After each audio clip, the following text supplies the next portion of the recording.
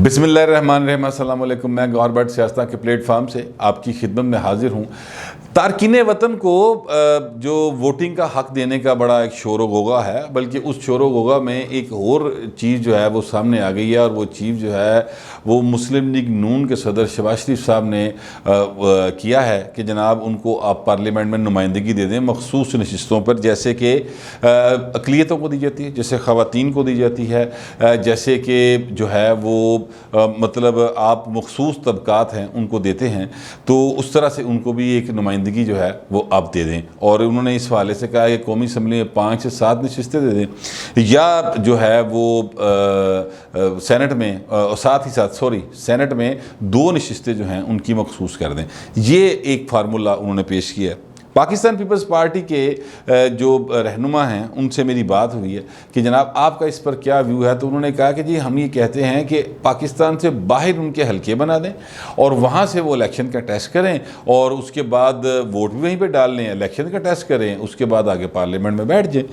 अच्छा, तहरीक इंसाफ क्या कहती है? तहरीक इंसाफ ये कहती है कि जनाब वो जहाँ के रहने वाले हैं, फ़र्ज़ करें कि वो मोहम्मद बशीर साहब हैं जो अमेरिका में हैं, और उनका वोट है फ़र्ज़ करें रायविंड में, लाहौर के किसी हलके में, तो वो अपने हलके में वोट वहाँ से वो जो EVM है, इलेक्ट्रॉनिक वोटिंग मशीन जिसका बड़ा रोला पड़ा हुआ है, वो उसके ज़रिए अपना वोट कास्ट करें, यहाँ पे वोट कास्ट हो जाएगा। ठीक है, वो ये कह रहे हैं।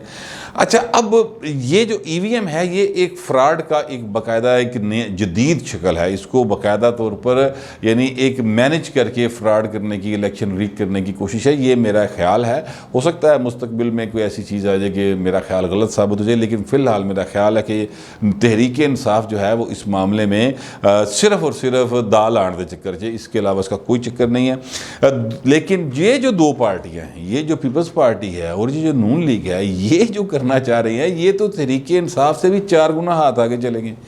यानी ये आप देखें कि एक बंदा जो पाकिस्तान की नेशनलिटी को जिसने कमतर समझा, अमेरिका, बरतानिया, जर्मनी, कनाडा, ऑस्ट्रेलिया, दुनिया के किसी और मुल्क की नेशनलिटी को उसने अहमियत दी और वहाँ पर जाके बस गया, और उसने उसकी ज़ाहिर है उसकी लॉयल्टी जो है वो उस मुल्क के साथ हो गई, क्योंकि जब आपको कोई नेशनलिटी मिलती है किसी मुल्क की, तो वहाँ पर आप एक हल्फ उठाते हैं कि मैं जनाब इस मुल्क के साथ इसकी जो नज़रियात है उसके साथ मुकम्मल तौर पर लायल रहूँगा, और इसके साथ मुकम्मल तौर पे मैं वफ़ादारी निभाऊँगा। हल्फ़ वफ़ादारी आपको देना पड़ता है। अमेरिका में भी होता है, बरतानिया में भी होता है, कनाडा में भी होता है, तो इन सब जगहों के ऊपर ऐसे ही होता है। अच्छा, अब ये एक हल्फ है जो देना पड़ता है। पाकिस्तान में भी अगर किसी को नेशनलिटी मिले तो उसको भी हल्फ देना पड़ता है। सो ये पूरी दुनिया में एक कानून मौजूद है। ये अगर शख्स कोई मोहम्मद बशीर साहब हो गए, कोई साजिदा बीबी हो गई, कोई अनीला हो गई, कोई मतलब है कोई शहरोज़ साहब हो गए, कोई शख्सियत हो गई ABC, वो वहाँ पर अगर वहाँ रह रहे हैं तो उनकी हमदर्दियाँ पहली प्रायोरिटी जो है वो मुल्क होगा जहाँ पर वो ज़िंदगी गुजार रहे हैं, वहाँ पर वो वहाँ की लाइफस्टाइल को एंजॉय कर रहे हैं, उसके बैड और गुड जो भी है सोसाइटी के मामला, तो उसको वो बर्दाश्त कर रहे हैं। जैसे कि हम पाकिस्तान में रहते हैं, हम पाकिस्तानी हैं, तो हमारी पहली तरजीह जो है वो पाकिस्तान के माहौल को बेहतर करना, पाकिस्तान के हालात की बेहतरी लाना, और यहाँ के जो मामलात हैं वो हमारी पहली तरजीह होगी। ये एक नेचुरल बात है, इसमें कोई मतलब ये कोई ज़्यादा वो महबुल वतनी वाली बात भी नहीं है। ये हर इंसान का जिस जगह पे वो रह रहा होता है, जिस घर में रह रहा होता है, जिस मोहल्ले में रह रहा होता है, उसकी पहली तरजीह वो होती है। तो इसी तरह जो दूसरे साहब तारकीन वतन हैं जो पाकिस्तान को छोड़कर पाकिस्तान को फारग करा के किस्म का, यानी उन्होंने इस बात की प्रायोरिटी नहीं दी कि वो यहाँ पे रहें। फ़र्ज़ करें वो इंजीनियर थे, फ़र्ज़ करें वो डॉक्टर थे, फ़र्ज़ करें वो कोई इकोनॉमिस्ट थे, फ़र्ज़ करें वो कोई IT एक्सपर्ट थे, जो भी वो जिस शोबे में भी उनकी महारत थी, तो उन्होंने ये नहीं किया कि वो पाकिस्तान में रहकर यहाँ के लोगों को, इस मुल्क को अपनी एक्सपर्टीज से फ़ायदा दिलवाएं।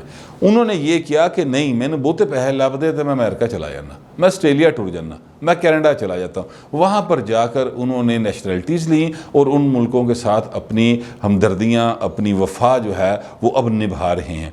मेरा तो ये कहना है कि आप उनको वोट का हक बिल्कुल दे के रखें, क्योंकि वो बोर्न पाकिस्तानी है, उनका ये हक कोई नहीं छीन सकता, वो उनका हक है, बर्थ राइट है, वो उनको वोट का हक दे के रखें। लेकिन वोट पाए ना फिर ऐसे आगे पाओ, नारंग मंडी आके वोट पाओ, लाहौर आके वोट पाओ। ये नहीं हो सकता कि जनाब आप वहाँ पे बैठें, इंजॉय वहाँ पे करें ज़िंदगी को, और यहाँ की तकदीर का फ़ैसला, लोगों की तकदीर का फ़ैसला अब वहाँ बैठ के करें। ये नहीं हो सकता।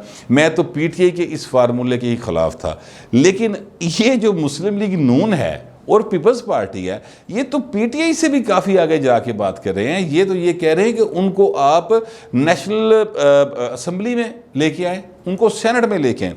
अब यहाँ पर एक प्रॉब्लम है। प्रॉब्लम ये है कि यहाँ पर आपको फिर तरमीम करनी पड़ेगी आइन के अंदर, क्योंकि पाकिस्तान के आइन के मुताबिक जो भी दोहरी शहरियत रखता है वो पाकिस्तान की किसी भी पार्लियामेंट का हिस्सा नहीं बन सकता। वो नेशनल असेंबली का मेंबर नहीं बन सकता, वो सूबाई असेंबली का मेंबर नहीं बन सकता, वो सदर पाकिस्तान नहीं बन सकता, वो कोई ऐसा ओहदा नहीं ले सकता कैबिनेट के अंदर भी जहाँ पर मेक एंड ब्रेक हो। अभी भी पाकिस्तान के अंदर 3-4 लोगों के बारे में ये शुबा है, यानी ये वैसे तो लोग यकीन रखते हैं, लेकिन चलें मैं मुबैना तौर पर कह लेता हूँ, क्योंकि मेरे पास इस चीज़ का कोई सबूत नहीं है, लेकिन मुबैना तौर पर ही सही, वो एक हमारे नेशनल सिक्योरिटी के एडवाइज़र हैं, वो उनके बारे में ये शुबा है कि जनाब वो अमेरिकन नेशनल हैं।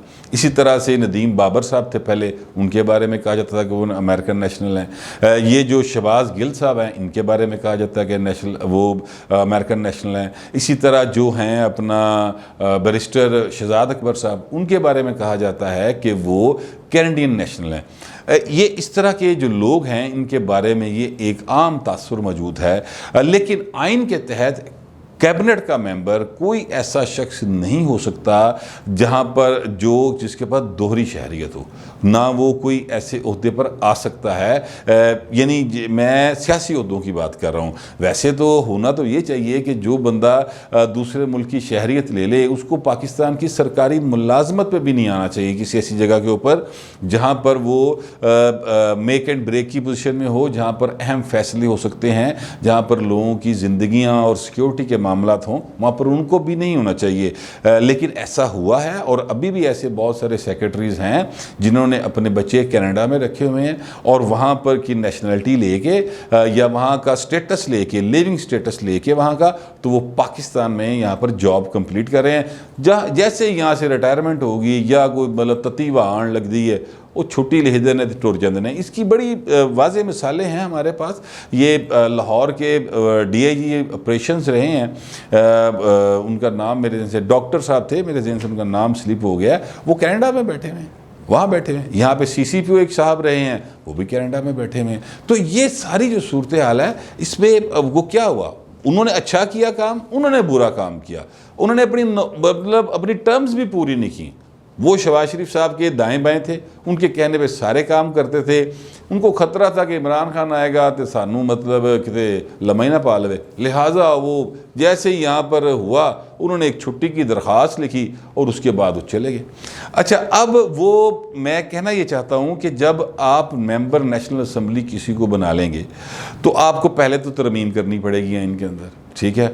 अब एक शख्स जो मेंबर नेशनल असेंबली बनने का या सूबाई असेंबली बनने का अहल होता है, वो सदर बनने का भी अहल होता है, वो गवर्नर पंजाब या गवर्नर सिंध बनने का भी अहल होगा, गवर्नर केपी के बनने का भी अहल होगा, गवर्नर बलूचिस्तान बनने का भी अहल होगा। तो फिर इसका मतलब क्या हुआ? इसका मतलब ये हुआ कि हम एक शौकत अजीज़ को या एक मोइन कुरैशी को रो रहे हैं। मोइन कुरैशी साहब को 93 वाली गवर्नमेंट से पहले उनको निगरान वज़ीर आज़म के तौर पर पाकिस्तान लाया गया था।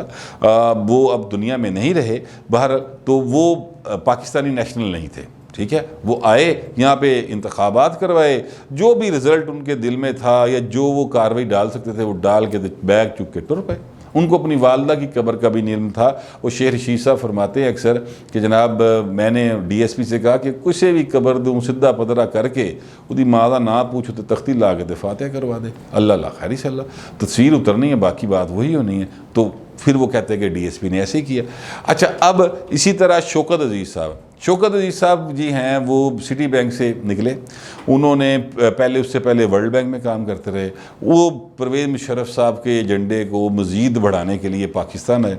यहाँ पर उससे पहले 2 वज़ीर आज़म जो हैं वो गुज़र चुके थे। एक का नाम था जमाली साहब, अल्लाह ताला उनको गुनाह माफ़ करे, उनके दुनिया से चले गए। दूसरे थे चौधरी शुजा हुसैन साहब।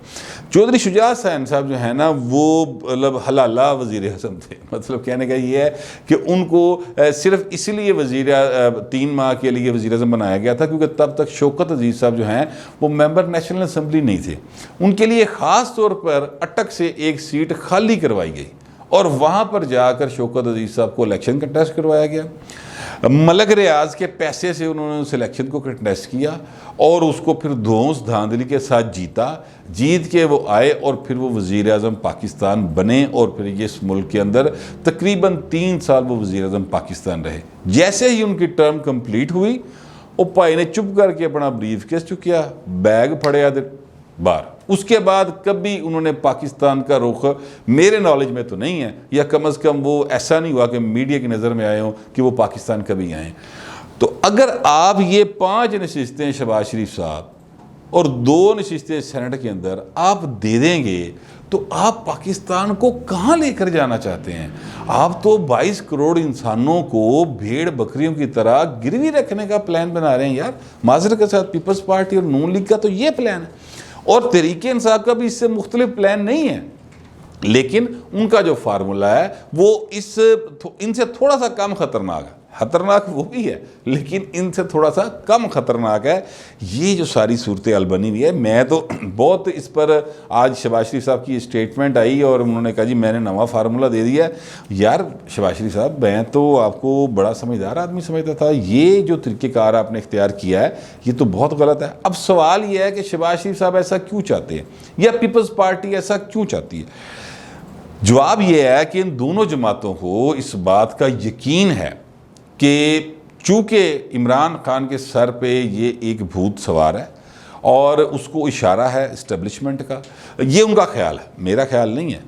ये उनका ख्याल है कि चूँकि इनको इस्टेब्लिशमेंट का इशारा है, इन्होंने ये काम करना ही करना है, तो हम ज़रा ना थोड़ा सा मज़ीद इसमें वो डाल दें कि जनाब हम तो वो चाहते हैं कि उनको आप मेंबर पार्लियामेंट बनाएं। आप तो सिर्फ उनको वोट का हक दे रहे हैं, हम तो मेंबर पार्लियामेंट बनाना चाहते हैं। ये उन्होंने एक अपनी तरफ से अगो वध के गल वधाई ज़रा, ठीक है। दूसरी बात, अब इमरान खान साहब क्यों चाहते हैं? इमरान खान साहब इसलिए चाहते हैं क्योंकि जो शौकत खानम है, जो नमल यूनिवर्सिटी है, यानी जो इमरान खान के कारोबार है, बेसिकली तो उनका ख़ानदानी कारोबार है ना। वैसे शौकत खानम में अच्छे काम होते हैं, काफ़ी हद तक अच्छे काम होते हैं, उन पर काफ़ी इतराज़ात भी हैं लोगों के, लेकिन ओवरऑल देखा जाए तो शौकत खानम का जो प्लान है वो काफ़ी बेहतर है दीगर जो ट्रस्ट हॉस्पिटल्स हैं उनके हिसाब से, लेकिन ये एक बेहतर है। मगर वहाँ से ज़ाहिर है कि इमरान खान साहब हो गए, उनकी बहन अलीमा हो गई, उनके बहनोई हो गए, उनके कज़न हो गए, वो सारे के सारे बोर्ड ऑफ डायरेक्टर्स में हैं, वहाँ से तनख्वाहें लंबी चौड़ी लेते हैं, तो उनका एक रोटी रोज़ी का सिलसिला चल रहा है। तो इसलिए मैंने उसको कारोबार कहा है। इसी तरह जो है अपना नमल यूनिवर्सिटी, उसका कानून बाकायदा पंजाब असम्बली से पास हुआ और कहा गया जनाब ये फ़ंड्स भी इकट्ठे कर सकती है, पाकिस्तान से भी, पाकिस्तान से बाहर भी। ये मेरे सामने की बात है, जब ये मंजूर हुआ था तो उसकी जो सरबराह हैं वो अलीमा बाजी हैं। तो ये एक उनका चूँकि कारोबार है, डॉलरों का मसला है, पैसों का मसला है, और सबसे ज़्यादा पैसे जो इमरान खान को देते हैं वो बैरून मुल्क मुकीम तारकीन पाकिस्तान देते हैं। मैं उनको तारकीन जो है ना, मतलब या उसको कहता, ये नहीं कहता कि ओवरसीज़ पाकिस्तानी, मैं उन्हें तारकीन पाकिस्तान कहता हूँ, इसलिए कि वो इस मुल्क को छोड़ कर चले गए। वो वहाँ से डॉलर भेजते हैं और वो डॉलर जो हैं उससे फिर नमल यूनिवर्सिटी भी चल रही है, उससे लाहौर वाला शौकत खानम भी चल रहा है, कराची वाला भी चल रहा है, तो पेशावर वाला भी चल रहा है। तो फिर तनख्वाह में इजाफा भी होता जा रहा है। जो जो डायरेक्टर्स हैं और जो जो वहाँ पे काम कर रहे हैं, तो उनका मसला ये है, वो तो इसलिए कर रहे हैं। इस शहबाज शरीफ साहब ने किया है ये पीपल्स पार्टी को किया है। और पीपल्स पार्टी का तो मैं एक वक्त था, पाकिस्तान पीपल्स पार्टी जो है वो बैरून मुल्क बहुत ज़्यादा मजबूत हुआ करती थी। दुनिया के हर मुल्क के अंदर पाकिस्तान पीपल्स पार्टी की बाकायदा तंजीम मौजूद हुआ करती थी और मुझे अच्छी तरह से याद है कि लोग उसका ओहदा लेने के लिए बहुत तगो-दो किया करते थे, लड़ा करते थे, साजिशें किया करते थे।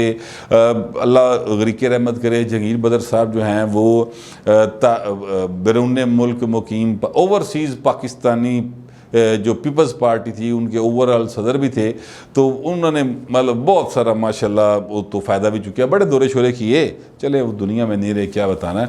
तो ये पीपल्स पार्टी का था। लेकिन अब तो पीपल्स पार्टी का लाहौर च कुछ नहीं, तो लंदन कितों आना है। तो वो अब असल में जो है ना, एक अजीब सा सीन चला हुआ है कि हम ज़्यादा से ज़्यादा हमदर्दियाँ हासिल करने की बात करें। माज़रत के साथ इन दोनों पार्टीज़ के जो फार्मूले हैं और जो इमरान खान का फार्मूला है, ये पाकिस्तान के अवाम को गिरवी रखने का फार्मूला है। और ये सिर्फ ये चाहते हैं कि यहाँ के जो लोग हैं उनको हेल्थ मिले ना मिले, बिजली लबे ना लबे, महंगाई हो ना हो, यहाँ पर सड़कें टूटी रहें, यहाँ पर एजुकेशन मिले ना मिले, हर माफिया पाकिस्तान के अवाम को लूट रहा है। उससे मुझे तकलीफ़ होती है, आपको तकलीफ़ होती है, क्योंकि हम सफ़र करते हैं। ये जो बाहर बैठे हुए हैं ना, इनको कोई तकलीफ नहीं होती, बल्कि इनको फ़ायदा हुआ इमरान खान के आने से, क्योंकि डॉलर 100 का था, अब 158 का है। तो इन्होंने तो घर बैठे बैठाए जड़ा ना 58 रुपये का फ़ायदा हो गया। लिहाजा वो तो चाहते हैं कि ये हो, लेकिन ये बड़ा एक सीरियस मौजू है, सीरियस मामला है, इसको संजीदगी से लेने की ज़रूरत है। तो मैं तो इसके भाईजान बड़ा शदीद ख़िलाफ़ हूँ। पता नहीं आप ख़िलाफ़ हैं कि नहीं हैं, क्योंकि मैं अपने मुल्क से, अपनी धरती से, अपने लोगों से प्यार करता हूँ और मैं चाहता हूँ कि पाकिस्तान की किस्मत का फ़ैसला यहाँ पर बसने वाले करें, बाहरों आए काठे अंग्रेज़ ना करें। फिल वक्त इतने, मिलते हैं अगले वीलॉग।